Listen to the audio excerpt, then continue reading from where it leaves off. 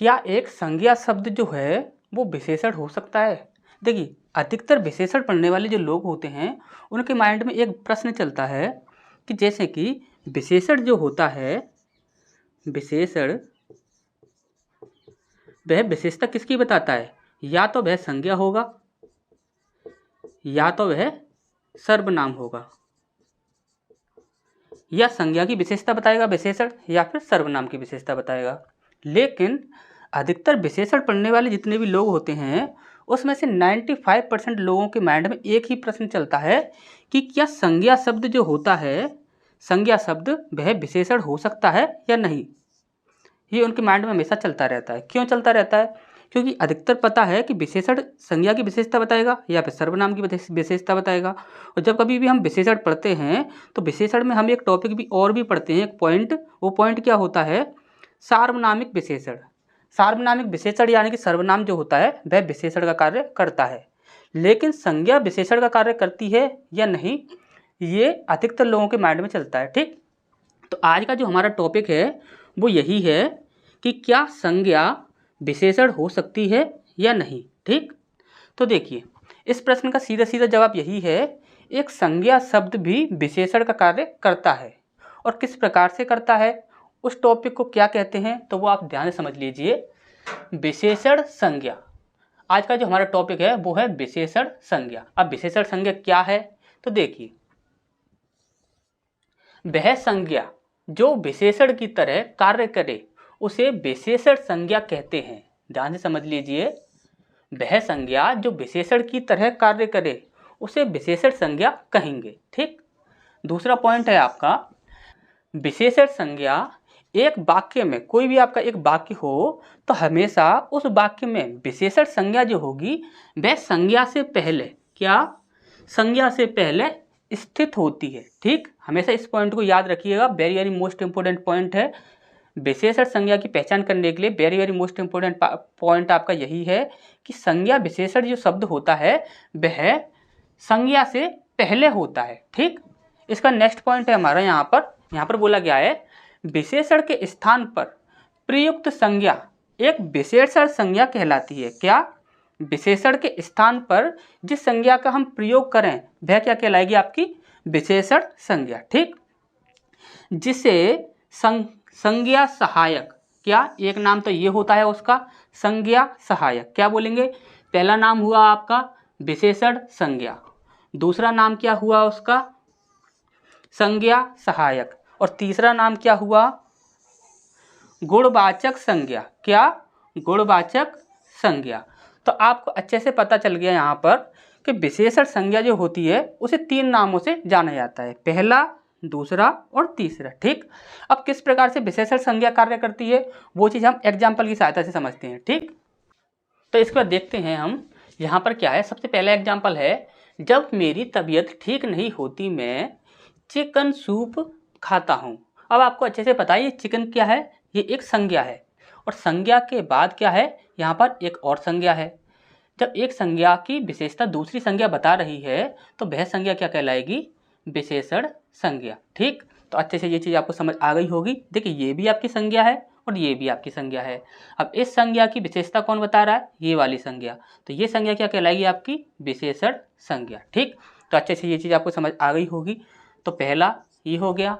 दूसरा एग्जाम्पल है, मैं अक्सर अपने अवकाश गृह पर समय बिताता हूँ। तो यहाँ पर विशेषण संज्ञा ये वाली है। ठीक, इसके बाद नेक्स्ट है आपका, मेरा अपार्टमेंट भवन बाईं ओर है। तो यहाँ पर क्या हो जाएगा? आपका विशेषण संज्ञा ये हो जाएगी। ठीक, आपके कुछ और भी पॉइंट्स हैं इससे जुड़े हुए और उसके साथ साथ उसके एग्जाम्पल भी हैं, तो उन्हें भी देखते हैं। तो इसके बाद नेक्स्ट पॉइंट है हमारा, यहाँ पर ध्यान से समझिएगा। यहाँ पर बोला गया है, विशेषण संज्ञा के साथ एपस्ट्रोफी, यानी कि एपस्ट्रोफी यानी कि आपको अच्छे से पता है, जैसे कि आप बोलते हो, जैसे कि राम्स हाउस, राम्स कार, इस राम्स डॉग, इस प्रकार से यदि आप बोलते हो तो वहाँ पर एपस्ट्रोफी का प्रयोग करते हो। ठीक, का प्रयोग नहीं होता क्योंकि यह स्वामित्व यानी कि अधिकार को नहीं जताता। ठीक, यह कभी भी अधिकार को नहीं जताते हैं, इसलिए इनके साथ कभी भी एपस्ट्रोफी का प्रयोग नहीं किया जाता है। ठीक, दूसरा इंपॉर्टेंट पॉइंट है आपका काफ़ी, देखिए काफ़ी लोगों को ये भी नहीं पता होगा कि विशेषण, यदि एक विशेषण का यदि प्रयोग किया जा रहा है एक वाक्य में तो वो इजीली कर लेते हैं। लेकिन एक से अधिक यदि विशेषणों का प्रयोग एक साथ एक ही वाक्य में किया जाए तो वो किस प्रकार से किया जाएगा, तो वो चीज़ भी आप समझ लीजिए ध्यान से। जब दो या दो से अधिक विशेषणों का प्रयोग एक साथ किया जाता है तब उन्हें अलग करने के लिए अल्प विराम किसका प्रयोग किया जाता है, अल्प विराम का प्रयोग किया जाता है। जैसे कि एक विशेषण हमने यहाँ पर लिखा और यहाँ पर अल्प विराम लगाया, फिर दूसरा विशेषण लिखा, फिर यहाँ पर अल्प विराम लगाया। इस प्रकार से अल्प विराम की सहायता से उन्हें अलग किया जाता है, ठीक। लेकिन जो कि आपका विशेषण संज्ञा जो होता है, क्या होता है, विशेषण संज्ञा जो होता है उसमें कभी भी आपको अल्प विराम देखने को नहीं मिलेगा। ये इसकी पहचान करने का सबसे इजी तरीका है। इसमें क्या है, देखिए विशेषण संज्ञा जो होगा उसमें कभी भी आपको अल्प विराम देखने को नहीं मिलेगा, ठीक। तो ये चीज़ आपको अच्छे से समझ आ गई होगी। तो क्वेश्चंस की सहायता से समझते हैं, तो एग्जाम्पल की सहायता से समझते हैं। तो देखिए यहाँ पर ये जो दोनों जो एग्जाम्पल हैं, यहाँ पर ये विशेषण के एग्जाम्पल हैं। जब कभी दो या दो से अधिक विशेषण का प्रयोग किया जाएगा एक ही वाक्य में, तो वहाँ पर अल्प विराम के साथ उन्हें अलग कर दिया जाएगा, ठीक। जैसे कि यहाँ पर आप देख रहे हो मजाकिया और पुराने जमाने की, ठीक।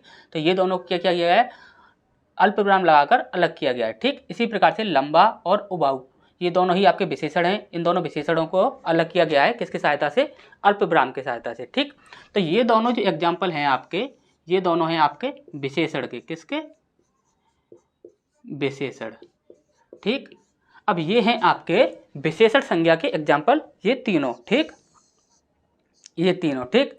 तो इनमें समझते हैं। देखिए मेरा बेटा हाल ही में एक शीतकालीन बास्केटबॉल टीम में शामिल हुआ है। अब यहाँ पर शीतकालीन बास्केटबॉल ये लिखा हुआ है, यहाँ पर कहीं भी आपको अल्पविराम देखने को नहीं मिलेगा, ठीक। इसके बाद नेक्स्ट है कॉरपोरेट ने बिजनेस सिक्योरिटी पॉलिसी में बदलाव किया है, ठीक। यहाँ पर देख रहे हो बिजनेस और सिक्योरिटी, ये दोनों शब्दों के बीच में कभी भी आपको अल्पविराम देखने को नहीं मिलेगा, ठीक। इसी प्रकार से मैंने अपने पड़ोस के फुटपाथ कैफे, देखिए पड़ोस के फुटपाथ, इस प्रकार से आपको देखने को मिल जाएगा। यहाँ पर कारक चिन्ह आपको देखने को मिल सकता है, ठीक। कैफे में दोपहर का भोजन किया, ठीक। तो ये चीज़ आपको अच्छे से समझ आ गई होगी। नेक्स्ट पॉइंट जो है हमारा वो ये है कि जब एक विशेषण संज्ञा और एक विशेषण, ध्यान समझ लीजिए, एक विशेषण संज्ञा और एक विशेषण, इन दोनों का प्रयोग यदि एक ही वाक्य में किया जाएगा तो वहाँ पर क्या होगा, ठीक। तो उसे समझते हैं। तो इसका नेक्स्ट पॉइंट है हमारा यहाँ पर बोला गया है जब वाक्य में विशेषण संज्ञा और विशेषण, जब विशेषण संज्ञा और विशेषण दोनों का प्रयोग एक साथ एक ही वाक्य में किया जाएगा तब वहाँ पर विशेषण सदैव पहले आता है, ठीक, याद रखिएगा। जैसे कि यहाँ पर एग्जाम्पल है हमारा, आपको पार्टी के लिए एक बड़ा फैमिली रेस्टोरेंट चुनना होगा, ठीक। अब यहाँ पर ये जो बड़ा जो शब्द है ये क्या है, आपका विशेषण है, ठीक। और ये फैमिली जो शब्द है ये क्या है, आपका विशेषण संज्ञा, ठीक। इसी प्रकार से मैंने एक जटिल विज्ञापन प्रयोग किया, ठीक। तो यहाँ पर ये जो जटिल जो है ये क्या है, आपका विशेषण है, और ये विज्ञापन जो शब्द है ये क्या है, आपका विशेषण संज्ञा, ठीक।